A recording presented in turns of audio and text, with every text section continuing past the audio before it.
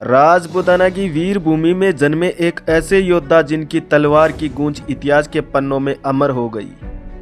महाराणा रतन सिंह न केवल उनकी शौर्य गाथाएं बल्कि उनकी अडिग निष्ठा और बलिदान की कहानियां आज भी हर भारतीय के हृदय में गर्व की अग्नि प्रज्वलित कर रही है। चित्तौड़ का स्वाभिमानी शासक जिसने ना कभी अन्याय के सामने अपना सिर झुकाया और ना ही कभी अपने गौरवशाली कर्तव्य से पीछे हटे।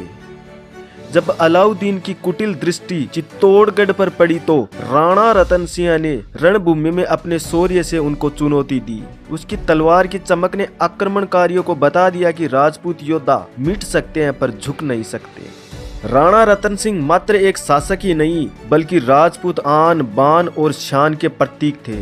राणा रतन सिंह बलिदान, पराक्रम और स्वाभिमान की अद्वितीय मिसाल है। इतिहास ने चाहे उन्हें कम पन्ने दिए हों लेकिन उनका योगदान अमर है। तो आइए दोस्तों इस वीर योद्धा की गाथा को गहराई से समझें और जाने क्यों राणा रतन सिंह केवल एक नाम नहीं बल्कि शौर्य और स्वाभिमान का वह सूर्य है जो कभी अस्त नहीं होता। राणा रतन सिंह, इनका जन्म 13वीं शताब्दी में गहलोत वंश में हुआ था। इनके पिता का नाम समर सिंह था। जब राणा रतन सिंह मेवाड़ की गद्दी पर बैठे उस समय दिल्ली का सुल्तान अलाउद्दीन खिलजी था तथा राणा रतन सिंह की राजधानी भी चित्तौड़गढ़ दुर्ग थी जो सामरिक दृष्टि से बहुत ही महत्वपूर्ण थी। राणा रतन सिंह जैसे ही मेवाड़ की गद्दी पर बैठे तो अलाउद्दीन की कुदृष्टि मेवाड़ पर पड़ी। तो अलाउद्दीन ने 28 जनवरी 1303 को चित्तौड़ पर आक्रमण करने के लिए दिल्ली से रवाना हुआ। अमीर खुसरो के अनुसार उसने अपना शाही शिविर गंभीरी व बेड़स नदियों के मध्य लगाया था तथा अलाउद्दीन खिलजी स्वयं अपना शिविर चित्तौड़ी नामक पहाड़ी पर लगाया करता था।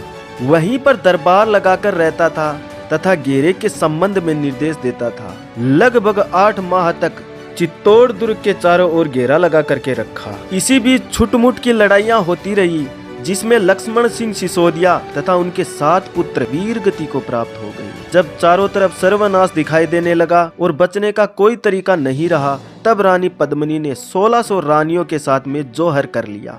उसी समय रतन सिंह के सेनापति गोरा व बादल के नेतृत्व में राजपूतों ने केसरिया वस्त्र धारण कर लिया और चित्तौड़ दुर्ग के फाटक खोल दिए और शत्रुओं पर टूट पड़े और लड़ते लड़ते वीर गति को प्राप्त हो गए।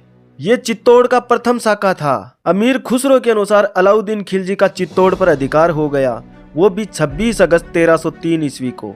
जब अलाउद्दीन खिलजी चित्तौड़ दुर्ग में पहुंचा तो देखा चारों ओर धुआं ही धुआं है। महल में पद्मिनी तो छोड़ो उनका शरीर भी नहीं है। चारों तरफ आग और राख के ढेर दिखाई दे रहे हैं। अलाउद्दीन खिलजी रानी को ना पाकर के अत्यधिक क्रोधित हो गया और 30,000 बेकसूर लोगों का कत्ल करने का आदेश दे दिया। आदेश के साथ ही चारों ओर मारकाट मच गई। बच्चे, बूढ़े, जवान, औरत सभी को कत्ल कर दिया गया। किसी को जिंदा नहीं छोड़ा। आसपास में जितने भी मंदिर थे उन सबको तुड़वा दिया गया तथा चित्तौड़गढ़ का नाम बदलकर खिजराबाद रख दिया गया। खिजर खान जो कि अलाउद्दीन खिलजी का बेटा था उसने 1313 ईस्वी तक शासन किया। तो दोस्तों यही थी रावल रतन सिंह की कहानी। इतिहास गवाह है स्वाभिमान की इस धरती पर जन्मे वीर योद्धा कभी झुकते नहीं, कभी रुकते नहीं।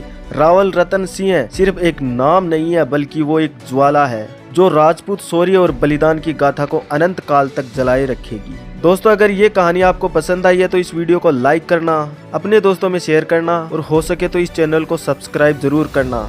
तो मिलते हैं अगले वीडियो में एक और ऐतिहासिक गाथा के साथ में। तब तक के लिए जय मेवाड़, जय राजपूताना।